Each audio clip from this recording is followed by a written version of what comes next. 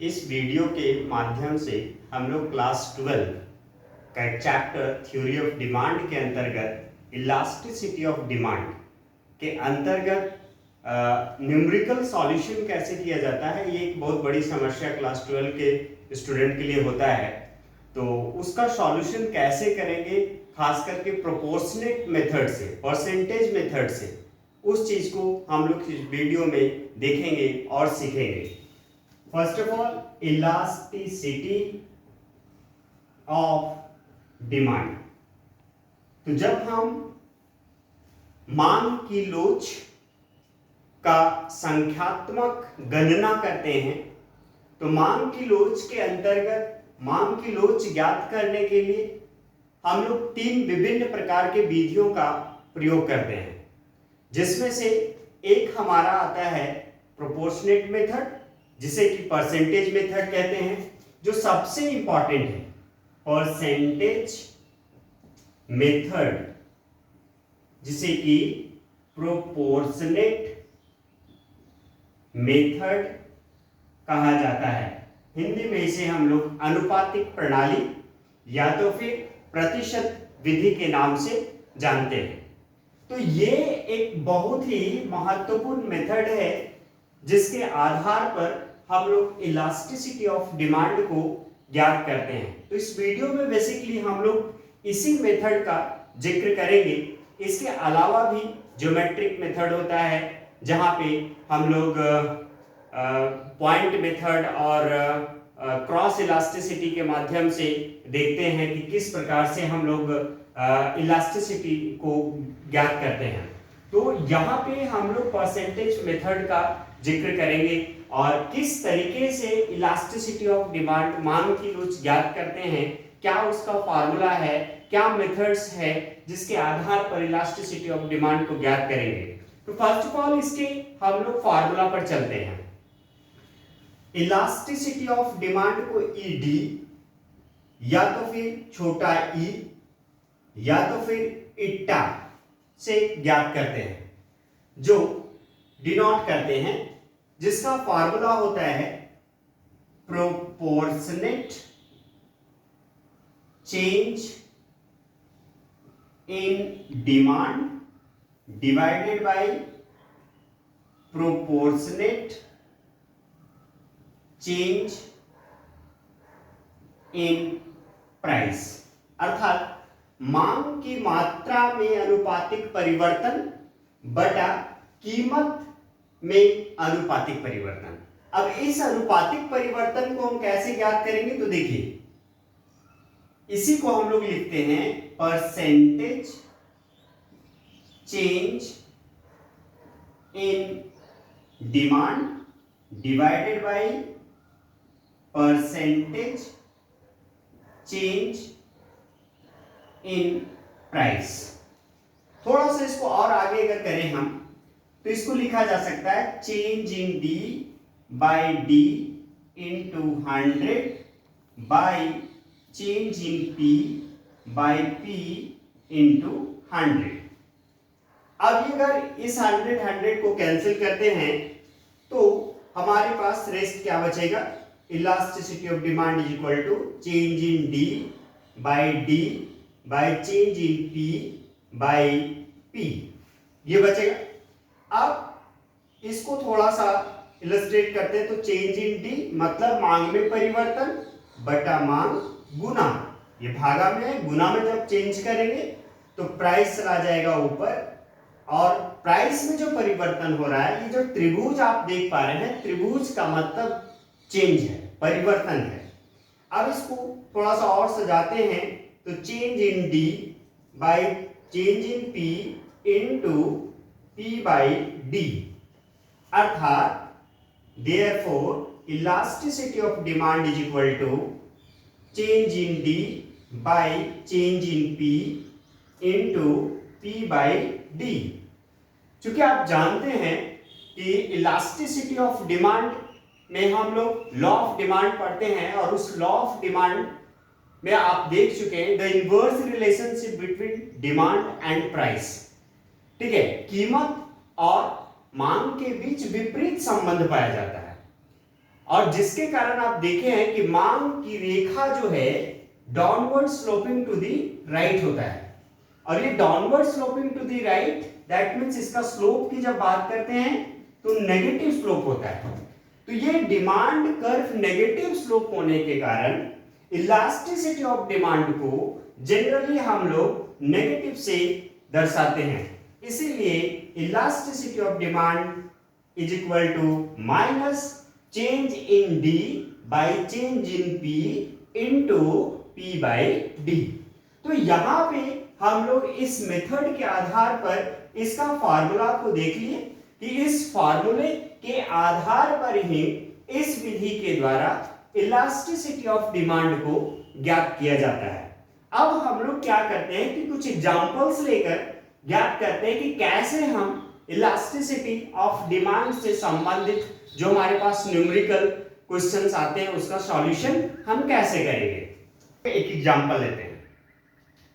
जैसा कि अभी हमने बताया elasticity of demand is equal to minus change in D by change in P into P by D.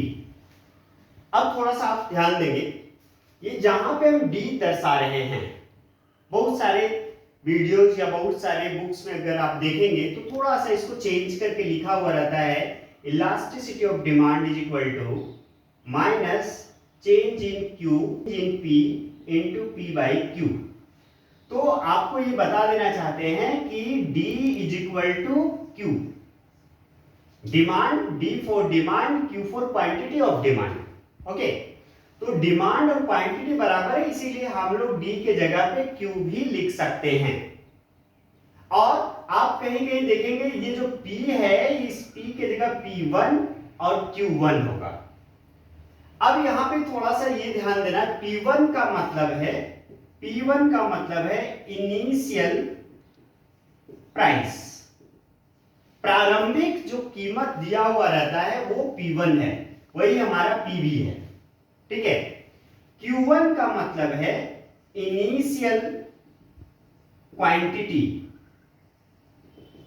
जो प्रारंभिक मांग की मात्रा होता है उसी को हम लोग Q1 कहते हैं, उसी को हम लोग D से डिनोट करते हैं। अब आपको यहां पे ये हम बता दें कि चेंज इन डी आप कैसे निकालेंगे। तो चेंज इन डी का मतलब होता है मांग में परिवर्तन, और ये मांग में परिवर्तन आप कैसे निकालेंगे, तो इसे आप D2 माइनस D1 से निकाल देंगे, या तो अगर आप चाहें तो D1 माइनस D2 निकालिए। ठीक है, ये दोनों काम कर सकते हैं। चेंज इन P यदि निकालना है तो P2 माइनस P1, और या तो फिर P1 माइनस P2, ये दोनों के माध्यम से किसी से निकाल लीजिए। बट आप जब भी करेंगे, अगर ये काम कर रहे हैं तो ये करेंगे, दोनों में सेम कंडीशन होना चाहिए। ऐसा नहीं कि यहां पे आप ये कर दिए और प्राइस चेंज में निकालने के लिए आप ये कर दिए, तो ये थोड़ा सा गड़बड़ हो जाएगा, क्योंकि एक नेगेटिव आना चाहिए। बिकॉज आपने देख रहा है कि यहाँ पे इलास्टिसिटी ऑफ डिमांड में जनरली हम लोग फार्मूला में जब बात करते हैं तो माइनस साइन लगा हुआ रहता है। इस माइनस साइन का बहुत बड़ा इंपॉर्टेंस है विद्यार्थियों, इसीलिए जब भी आप चेंज इन डी और चेंज इन पी निकालेंगे तो वहां पे आपको या तो ये दोनों काम कीजिए या तो ये दोनों काम कीजिए। ठीक है, मतलब ये अगर कर रहे हैं तो आपको ये करना पड़ेगा, ये कर रहे हैं तो ये करना पड़ेगा। ऐसा नहीं कि इसको कर रहे हैं तो इसको कर रहे हैं, तब गड़बड़ हो जाएगा। क्लियर है? तो ये इन सारी चीजों को जानने के बाद तब हम लोग सॉल्यूशन पर आते हैं। एक एग्जांपल लेते हैं हम। लेट मान लिया जाए सपोज P1 जो है 4 रुपीज पर केजी कोई भी सामान बिक रहा है। ठीक है, तो किसी वस्तु का कीमत, प्रारंभिक कीमत 4 रुपये प्रति केजी है, तो उस समय Q1 मतलब मांग की मात्रा, जिसको कि D1 से भी डिनोट करते हैं, ये हमारा 20 केजी के बराबर है। समझिए अच्छे से, जब किसी वस्तु का कीमत 4 रुपये प्रति केजी है तो उस वस्तु का डिमांड कितना किया जाता है? 20 केजी। अब ये कीमत 4 रुपये से बढ़कर, अर्थात P2 कीमत बढ़ गया, कीमत बढ़कर 5 रुपये प्रति केजी हो गया। ओके, 4 रुपये से बढ़कर कितना हो गया, 5 रुपये प्रति केजी हो गया।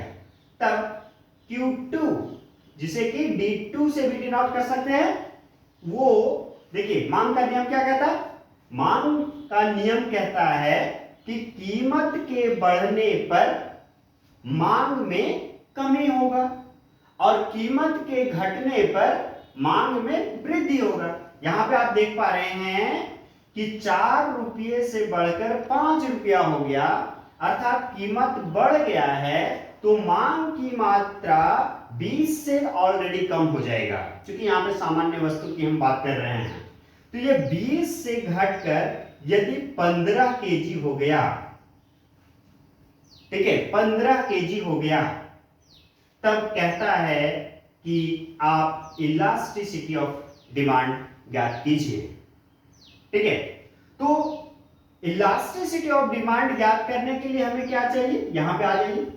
देखिए, change in D, change in P, P और डी, कौन सा पी कौन सा डी, P1 Q1 अर्थात D1। ठीक है, प्रारंभिक, तो प्रारंभिक कीमत ये है, प्रारंभिक मांग की मात्रा ये है, दो चीज तो हमको मिल गया। अब हमें क्या ज्ञात करना है, चेंज इन डी।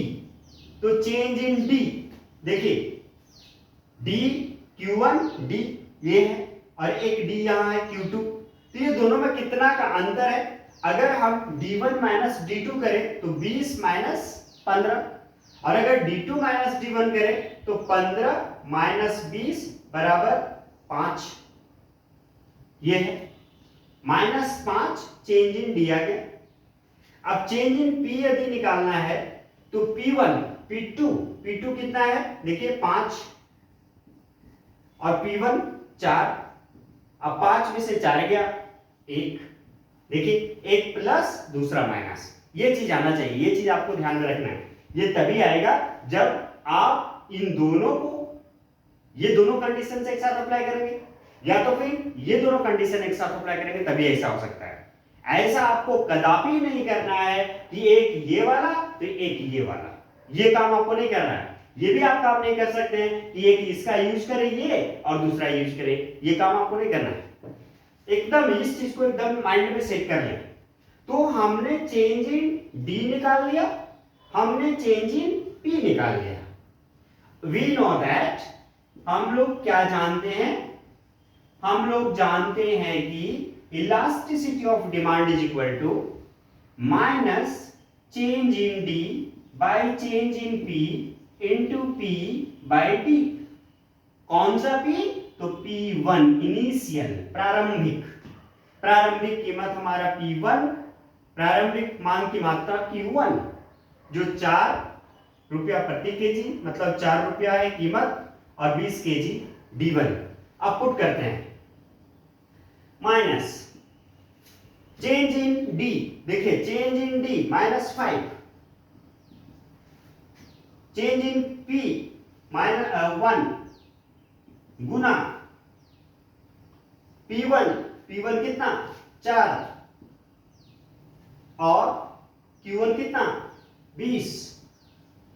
ठीक है, 5 चौके 20, कट गया 4 भी कट गया, 4 एकम 4 और माइनस माइनस प्लस, और ये कितना बचा 1। This one says the elasticity of demand, यही है हमारा मांग की लोच का वैल्यू इस एग्जाम्पल के आधार पर। और अब कभी कभी ऐसा क्वेश्चन पूछता है कि मांग की लोच का जो वैल्यू आया वो किस प्रकार की मांग की लोच है। विद्यार्थियों, मैं बता देना चाहता हूं कि जब इलास्टिसिटी ऑफ डिमांड में खास करके प्राइस इलास्टिसिटी ऑफ डिमांड, जो इस इलास्टिसिटी ऑफ डिमांड की हम बात कर रहे हैं वो है प्राइस इलास्टिसिटी ऑफ डिमांड, कीमत मांग की लोच। तो कीमत मांग की लोच के 5 डिग्री होता है, 5 प्रकार होता है। और वो 5 प्रकार क्या क्या है देखिए, elasticity is equal to 1, elasticity is greater than 1, elasticity is less than 1, elasticity is equal to 0, elasticity is equal to infinity. ये 5 प्रकार है। अब आप देख रहे होंगे जो वैल्यू आया है, elasticity of demand is equal to 1, मांग की लोच, मांग की कीमत लोच जो है 1 के बराबर। अब देखिए जब 1 के बराबर elasticity of demand is equal to 1 होता है, तो जब ये ऐसा वैल्यू आया तो इस प्रकार के इलास्टिसिटी को हम बोलते हैं unitary elasticity of demand, unit elasticity of demand, अर्थात मांग की लोच 1 के बराबर, जिसे हम समलोचदार मांग के नाम से जानते हैं। समलोचदार मांग अर्थात कहने का मतलब है इधर डिमांड यदि ले, इधर प्राइस यदि ले, ये हमारा ओरिजिन पॉइंट है। तो जिस अनुपात में कीमत में परिवर्तन हो रहा है, यदि मांग की मात्रा में भी उसी अनुपात में परिवर्तन हो, ठीक है, जिस अनुपात में मांग कीमत में परिवर्तन हो रहा हो, मांग की मात्रा में भी यदि उसी अनुपात में परिवर्तन हो, तो उसे ही हम इलास्टिसिटी इज इक्वल टू 1 कहते हैं, उसे ही हम यूनिटरी इलास्टिसिटी कहते हैं, उसे ही हम समलोचदार मांग कहते हैं। इसे जब आप ग्राफ के माध्यम से देखेंगे विद्यार्थियों, तो मैं दिखाना चाहता हूं, ये मान लिया जाए कि ये हमारा है प्रारंभिक प्राइस और प्रारंभिक डिमांड। कीमत घट गया, सपोज दैट कीमत घट गया, तो जितना कीमत घटा, ये डिस्टेंस देखिए, P से P1 से P2 का जितना डिस्टेंस है, उतना ही हमारा D1 से D2 का डिस्टेंस है। यही कहता है कि जिस अनुपात में कीमत में परिवर्तन हो रहा है, उसी अनुपात में मांग की मात्रा में परिवर्तन होना चाहिए। अब देखिए, अगर कीमत को हम बढ़ा देते हैं, P3 करते हैं, ठीक है, तो जितना कीमत बढ़ा, P1 से P3 के बीच जितना डिस्टेंस है, उतना ही हमारा प्राइस के बढ़ने से डिमांड कम हो गया। ये आप देख रहे हैं, D1 से D3 जो कमी हुआ है, तब यही हमारा समलोचदार मांग को दर्शाता है। अब इसे यदि आप खींच देते हैं एक लाइन, तो this line shows that elasticity is equal to 1। और एक सबसे महत्वपूर्ण बात आपको ये बता देना चाहते हैं कि जब इलास्टिसिटी इज इक्वल टू 1 होता है, तो उस मांग की रेखा दोनों अक्ष पर 45 डिग्री का कोण बनाता है। और जब मांग की रेखा दोनों अक्ष पर 45 डिग्री का कोण बनाता हो, तो उस मांग की रेखा के बीच का बिंदु ही इलास्टिसिटी इज इक्वल टू 1 को दर्शाता है। नेक्स्ट वीडियो में हम लोग देखेंगे different examples of elasticity of demand. Thank you.